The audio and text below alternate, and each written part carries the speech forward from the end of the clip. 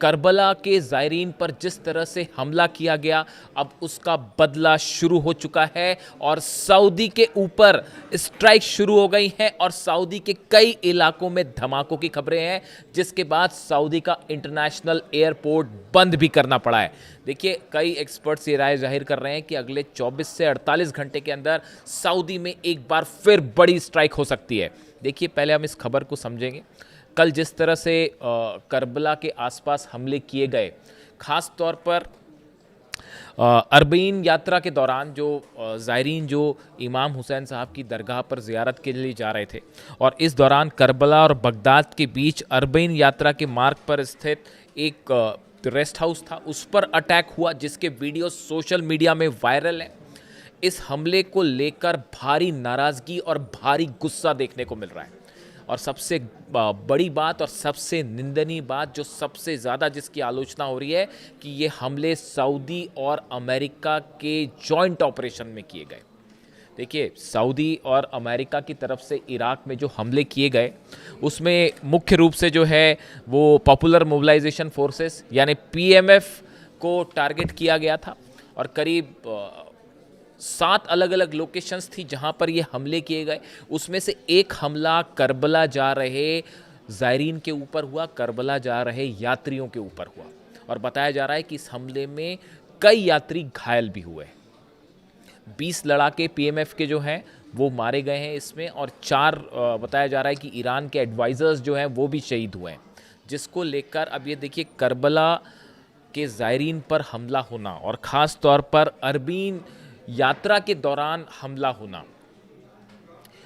आज के ज़माने में जब भी कोई भी एयर स्ट्राइक होती है तो उसमें आपको हर चीज़ की जानकारी होती है कि आप कहाँ हमला करने जा रहे हैं, आप किस पर अटैक कर रहे हैं। क्या ये हमला जानबूझ के करबला के ज़ायरीन पर किया गया, जो वहाँ पर जो है ज़ियारत के लिए जा रहे हैं, इमाम हुसैन की दरगाह पर जा रहे हैं? क्या जानबूझकर उन पर हमला किया गया? क्या सऊदी के फाइटर जेट्स को ये बात नहीं पता थी कि यहाँ पर जो है करबला जा रहे ज़ियारत करने जाने वाले यहाँ पे ज़ायरीन जो है वो इसमें शामिल है? तो फिर स्ट्राइक क्यों हुई? अमेरिका को मान लेते हैं, अमेरिका को नहीं पता था। अमेरिका को हालांकि काफ़ी कुछ जानकारी होती है। अभी जो आज सुबह ईरान पर हमले हुए हैं, उस पर एक घर में हमले हुए हैं, उसमें 3 शव मिले हैं, एक माता पिता के और एक 2 साल के बच्चे को उसके रबल से बाहर निकाला गया है। तो जानकारी तो बहुत कुछ, जानकारी तो शायद उस मिनाब के स्कूल की भी थी जहां 168 बच्चियों को शहीद कर दिया गया। तो आज सैटेलाइट के ज़माने में जहां पर ईरान चुन चुन के हमले करता है एक एक लोकेशन पे और तबाह होते हैं अमेरिकी सैनिक, अमेरिकी अड्डे, अमेरिकी एयरपोर्ट्स, तो जब ईरान के पास इतनी सटीक जानकारी थी तो फिर यह जानकारी क्यों नहीं थी कि करबला जा रहे ज़ायरीन कहां पर हैं और उनको क्यों टारगेट किया गया? और वो भी इस ऑपरेशन में सऊदी के फाइटर जेट शामिल थे, अमेरिका के फाइटर जेट शामिल थे। इसको लेकर ईरान में भारी गुस्सा देखने को मिल रहा है और इसे करबला पर हमले की तरह से लिया जा रहा है और इसके बदले की जो है वो एक्शन शुरू हो चुका है। देखिए, कल रात को ही ये खबरें आनी शुरू हो गई थी। आज सुबह हालांकि अमेरिका की तरफ से स्ट्राइक शुरू हो गई, इसलिए शायद कुछ हो सकता है कि अगले 24 से 48 घंटे बाद ये हमले देखने को मिले, जैसा एक्सपर्ट्स बता रहे हैं। लेकिन कल रात की खबर देखिए, Saudi Arabia temporarily suspended operation at Riyadh's King Khalid International Airport following reports of explosions nearby. Saudi में रियाद का जो किंग खालिद इंटरनेशनल एयरपोर्ट है उसके आसपास धमाके हुए, जो खबरें आ रही हैं उसके मुताबिक वहां पर धमाके हुए, जिसके बाद एयरपोर्ट को बंद कर दिया गया। The runway closure disturbs flights forcing some aircrafts into holding patterns while officials give no reasons. इसका वजह नहीं बताई गई, लेकिन वहां पर सभी उड़ानें रोक दी गई।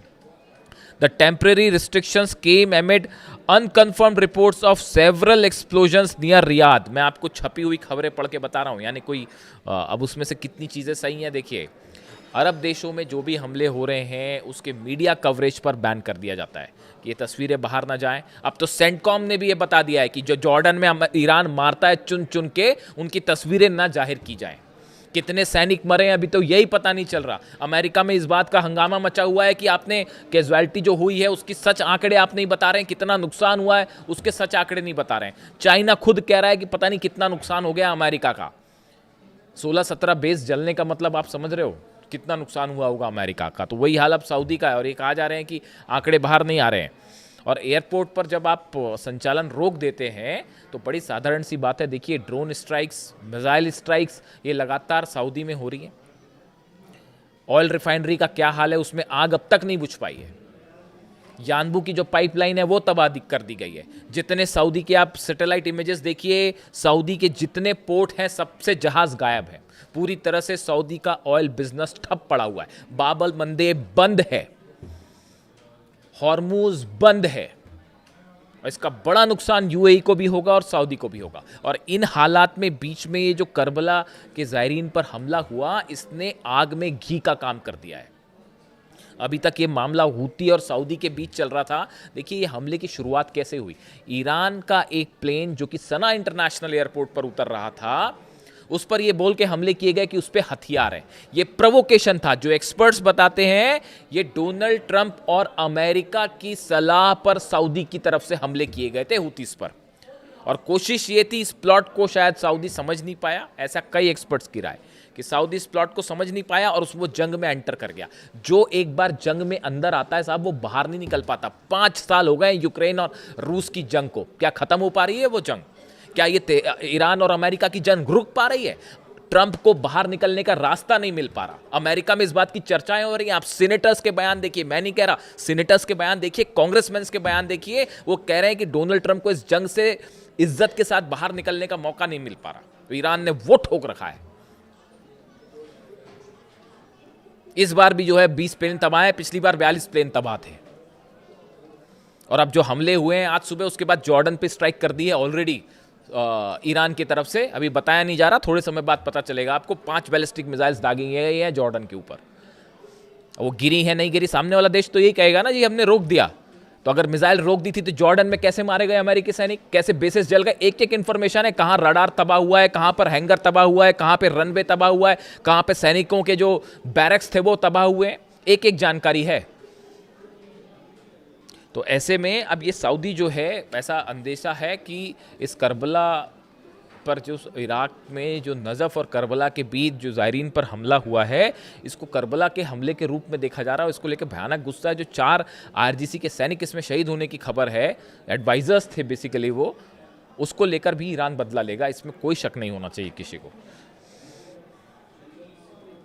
Several videos circulating on social media appears to show a massive grey cloud of smoke rising into the sky reportedly following the explosions। ये रियाद की बात हो रही है। रियाद के आसमान में कई जगह पर जो है वो धुआं देखा गया, और इस तरह की खबरें कि धमाके के बाद का धुआं था जो स्ट्राइक्स की गई थी। यानी ये जो करबला पर जो हमले थे, जिस तरह से हमले हुए इराक में, इसका आफ्टर इफेक्ट सब शुरू हो गया और ये जल्दी रुकने वाला नहीं है। जल्दी रुकने वाला नहीं है। आप जल्दी ही बड़ा अटैक देख सकते हैं, जो हालात समझ में आ रही है। अब चाहे ये जो ज़ायरीन जो है, जो कि जा रहे थे वहाँ पर इमाम हुसैन साहब की दरगाह पे, उनका क्या कहना है? तमाम खतरों और तनाव के बावजूद इमाम हुसैन की ज़ियारत के लिए जा रहे श्रद्धालुओं के हौसले बुलंद हैं, वो लगातार करबला की ओर आगे बढ़ रहे हैं। इमाम हुसैन साहब जो थे, वो सिर्फ शियाओं के लिए प्रेरणा के स्रोत नहीं है। वो शिया हो, चाहे सुन्नी हो, चाहे हिंदू हो, चाहे मुसलमान हो, चाहे सिख हो, चाहे ईसाई हो, सबके लिए प्रेरणा के स्रोत हैं वो इमाम हुसैन साहब। जिस तरह से उन्होंने यजीद के खिलाफ लड़ाई की, वो सच्चाई और बुराई के बीच लड़ाई थी। उन्होंने ये बात सिखाई है ह्यूमैनिटी को कि अगर कहीं अन्याय हो रहा है, अत्याचार हो रहा है, तो कैसे उसके खिलाफ आवाज़ उठाई जाए। उन्हीं के रास्ते पर अली खामेनी साहब हमेशा से चले, और यही वजह है कि आज ईरान को दुनिया की सबसे बड़ी फोर्स होने का दावा करने वाला अमेरिका और इजराइल मिल के नहीं हरा पा रहे। देखिए 5 महीने से क्या हाल हो रखा है। इसकी वजह है इमाम हुसैन के सिद्धांत और अली खामेनी साहब का उनके रास्ते पर आगे बढ़ना। आईआरजीसी भी उन्हीं के रास्ते पर आगे बढ़ रही है। आप तकनीक ले आइए बड़ी सारी हमला करने की, ये मिसाइल वो मिसाइल, ये जहाज वो जहाज, और ये सैटेलाइट सब ले आइए। लड़ने का हौसला कहाँ से ले आओगे आप? तो ये जो हमला हो गया है साहब, ये असल में बड़ी मिस्टेक हो गई है। ये जो करबला के ज़ायरीन पर हमला, इसके बाद जो है ये बड़ा ही एक, और ख़ास तौर पर सऊदी की तरफ से स्ट्राइक का इसमें शामिल होना। अगर अमेरिका की तरफ से हमले हुए होते तो शायद उसका परसेप्शन अलग जाता कि यार अमेरिका तो खैर हमले कर ही रहा है। जब 168 बच्चियों पर हमला हो सकता है, केशम आइलैंड में आज बच्चे बच्चा मरा एक छोटा सा 2 साल का, वो घर पे हमला हो गया। क्या था वहाँ, पता नहीं कौन सा वहाँ पे स्ट्रेटेजिक लोकेशन थी, मुझे तो समझ नहीं आता। आप फाइटर F-35 जेट को ये समझ में नहीं आ रहा है कि कहाँ हमले करना है, नहीं करना है। गजब हाल है भाई। तो अब ऐसे हालात में जो ये है इसका देखिए, सऊदी ऑलरेडी हूती के निशाने पर है, बाबल मंदेब बंद है, हॉर्मूज बंद है। इस हालात में अब ये जो अरब देश हैं, ये जंग अब आगे बढ़ती जा रही है, ये फैलती जा रही है। और देखिए ये एक ऐसी प्रोसेस शुरू हो गई अनएंडिंग, जहां अब बातचीत का कोई मतलब नहीं। आपको लगता है इस सूरत में कोई बातचीत होने वाली है?